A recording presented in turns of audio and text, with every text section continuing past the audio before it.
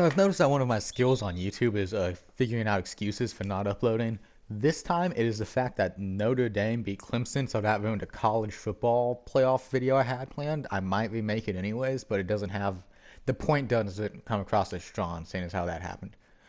So, anyways, topic of today's video: Suns, Oklahoma City Thunder, Chris Paul to the Suns. They want that to happen. So, in case you haven't heard, the trade package that they're supposedly working around here. I say supposedly because this is all rumors, and obviously with it being close to the draft and free agency, these things are going to happen. Doesn't mean it's going to happen, though.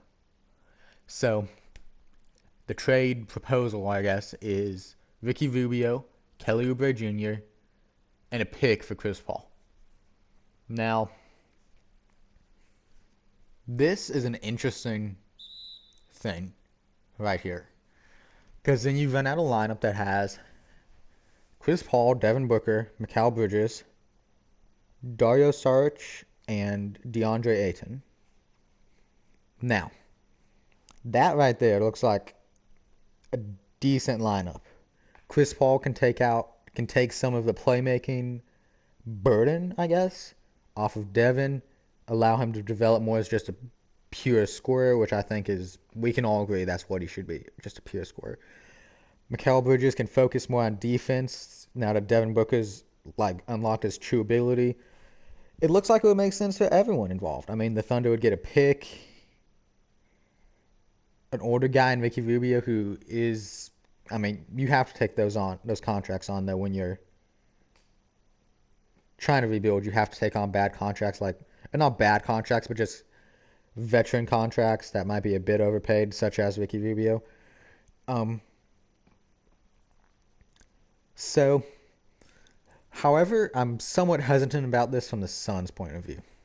And the reason I say this is, although a Devin Booker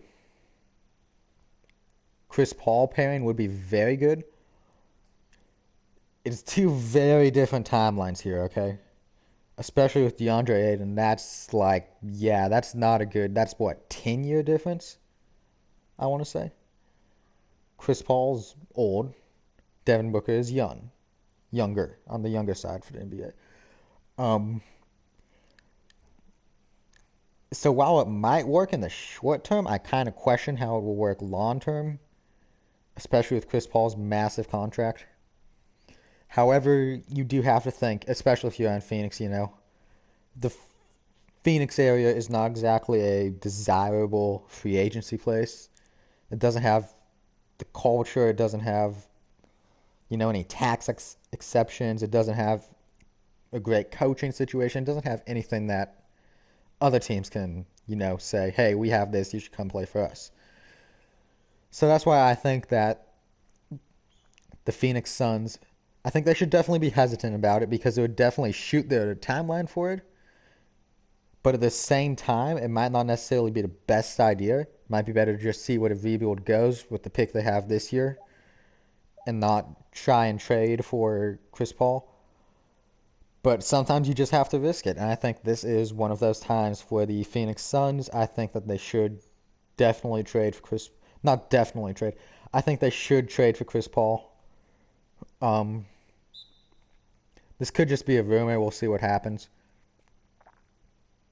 But yeah, so Phoenix wants Chris Paul.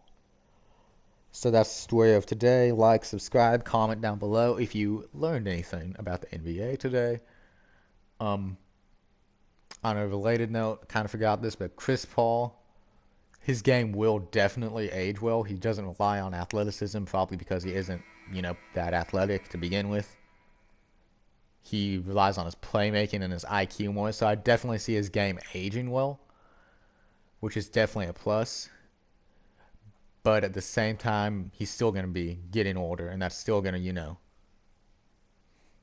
his abilities will decline with time. That just happens with everyone. So yeah, kind of forgot to add that on. Yeah, like and subscribe. Comment if you think this will happen, if you learned anything. Have fun. Have a good day. Yeah.